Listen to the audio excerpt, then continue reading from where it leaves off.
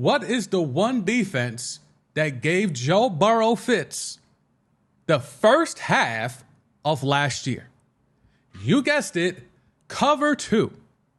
In QBR against cover 2, Joe Burrow was next to last in QBR. So man struggled against cover 2. With the depth chart that he has, how are you struggling against cover 2 with Chase, Higgins, Boyd, Mixon, and so on and so forth, right? Well, a switch was flipped, adjustments were made, and then in the second half of the year in QBR, he jumped all the way up to 7th. So now he's always been great against man-to-man. He's been lights out against man-to-man. Now he's found a way to dissect cover 2.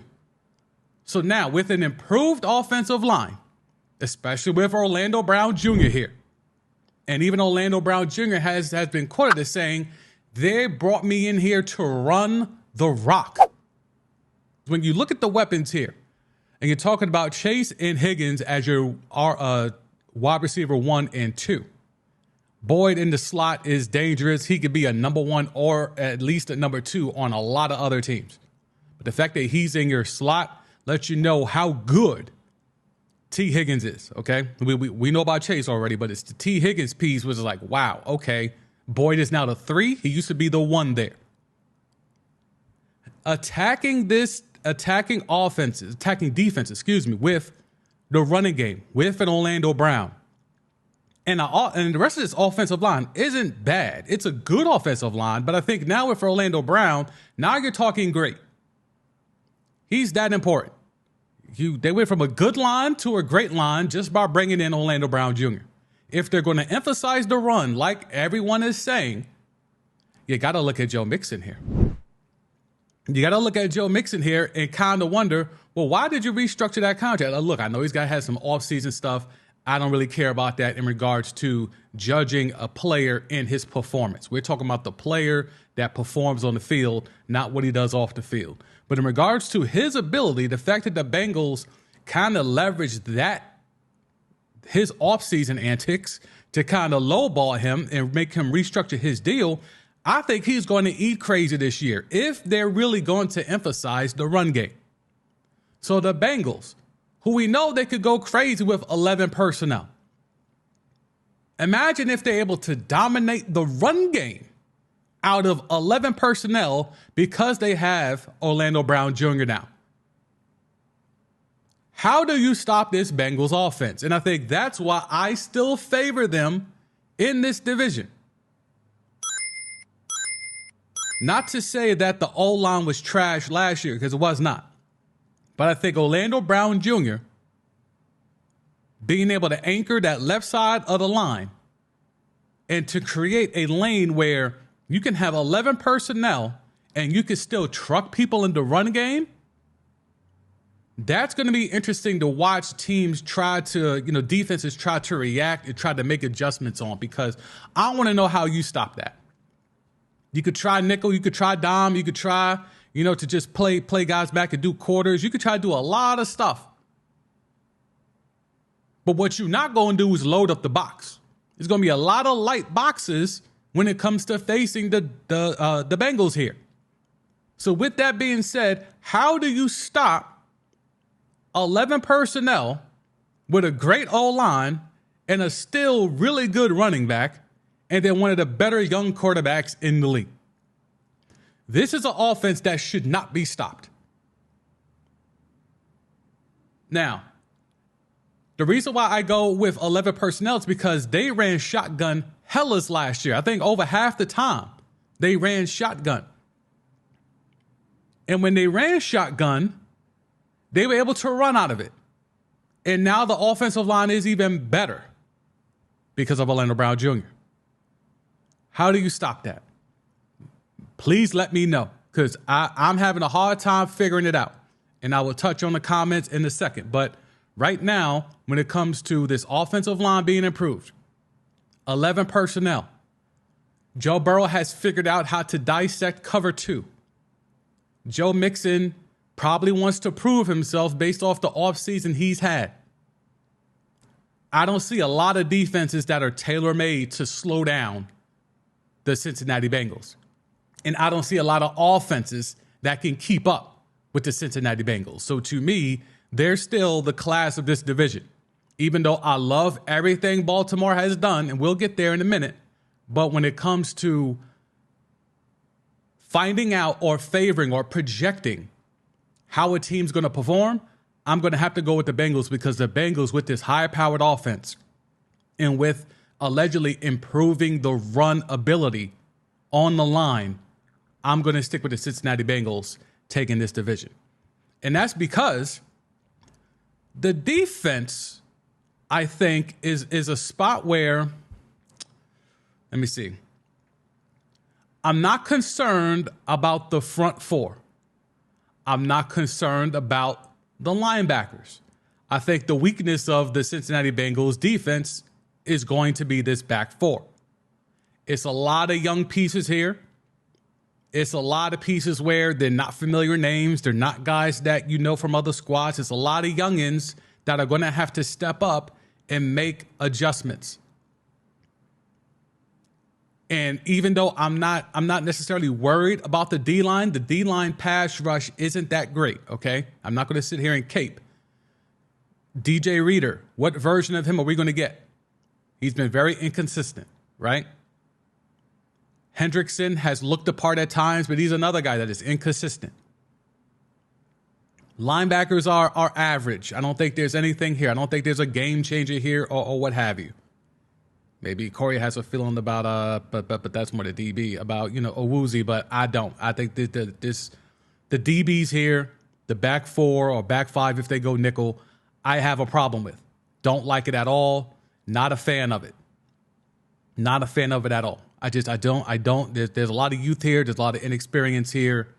Even though, we could talk about maybe applying pressure. DJ Reader, I think, is their best D lineman, and he's a run stuffer. So, if nickel's going to be their base defense, you're not going to get a lot of people home with this alignment right here. So if you're going to play nickel and play back, or maybe they're going to I'm really not too sold on what their scheme is. But in terms of if nickel is the base, if these are the guys they're running out there, and this is a very updated depth chart, you see the date as of Friday, right? That's Friday or Saturday? As of Saturday, I'm not sold on having your nickel as a base if these are the DBs you're going to run out there with. If these are the 5 DBs you're going to run out there with, I'm not sold on having the nickel as your base. So I think defense could be the only spot where they could let them down, because there's a lot of the defense is built to make adjustments in the sense of they got guys they can rotate. Like, there's not a lot of difference. Like I said, they've invested in terms of the draft, bringing in some youngins in this back five. So if any of these guys that are starting aren't getting the job done, they got some replacements. I don't think that means anything, though. And you see here, your man's Murphy, he's projected to be third string. So draft-wise, it doesn't really look like anyone has panned out. So the defense could be lacking. But I think in terms of the front seven, I'm not mad at. It's this back five or whatever. So I guess we could call it back six, or front six, since they're running nickel. Of front six, I'm not worried about. It's the back five. The back five is the biggest question mark for me. So with that being said, the Cincinnati Bengals, I think damn near an immaculate offense. Immaculate offense. Hard to draw up a lot of schemes that can stop them. The defense, though, will be the question mark. And I think that might be a reoccurring theme for this entire division. Good offenses, maybe even great elite offenses. But then when you go to the other side of the ball, that's where the deficiencies lie. So the Cincinnati Bengals, I think they have the best offense on paper right now in this division. Ravens have a lot of question marks because we haven't seen it. We'll get there next. But in regards to right now, the Cincinnati Bengals, as this is a pure offensively driven league. I think the Bengals have the best offense in this division on paper as it stands right now, and they got better bringing in Orlando Jr. So let's go ahead and look at the over-under for the Cincinnati Bengals before we touch on the schedule, and I'll hit the chat before that. 11 and a half. It's a lot of wins, dog. 11 and a half games for the Cincinnati Bengals. Over or under? So let me know in the chat, whether you're watching this live, if you're watching this on a replay, let me know in the comments. 11 and a half for the Cincinnati Bengals. You taking the over or the under? Out the gate, they got a relatively early bye week. The bye week is week 7. You see them starting off Sunday against the Browns, right? On the road at the Browns. So Browns, Ravens. So 2 division games off rip. That'll certainly get things popping. We'll definitely know where things stand off rip after 2 weeks. Then they got the Rams. You could kind of say that's a cupcake. Titans, you would favor them there. Cardinals is a cupcake. And then you got the Seahawks. So a relatively easy start. You could definitely see in this 6-game stretch, you could see 5-1, 4-2. I don't know if I see 6-0, but I could see 5-1, 4-2 in this stretch. Then they take that bye week. Then they come out the bye week, and now the real fun begins because now you got to go on the road to the 49ers and the Bills back-to-back. Then you got the Texans. You would think that's a cupcake, but you never know. Ravens again. So to get the Ravens done relatively early. So 49ers, Bills, Texans, Ravens. They could get Pittsburgh, then Jacksonville, Colts. Colts is probably now a cupcake with the whole Jonathan Taylor thing as we await if there's actually going to be a trade. This is a really difficult schedule. This is a real difficult schedule, yo, because there's no. Let's see the cupcakes. The cupcakes you could say the Rams, Cardinals, Texans. That's 3. Colts, especially with no Jonathan Taylor. That's 4. I'm not that high on the Vikings. We'll talk about the NFC North on Thursday. That's 5. 5 cupcakes, and some of those are debatable. This is not an easy schedule. So the Bengals to hit this number, to hit this over, they're going to have to really earn that.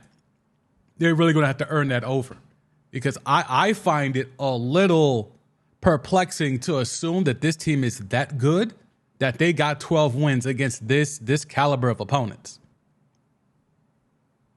I think they'll do well in the first 6 games. I think starting with the Browns, I think they'll do well in this first 6-pack.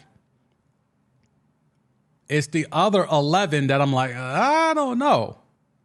If they run 4-2, 5-1 here, then obviously all they need to do is run off another 6, 7 games out of these 11, which is plausible. So it depends on the hot start. If they get the hot start, I think, the people who want the juice to take the over, they could be in the mix there. They could definitely be in the mix there. So we shall see. I'm going to go ahead and take the under because now looking at that schedule, I'm a little bit more confirmed in my belief that I don't see 12 wins.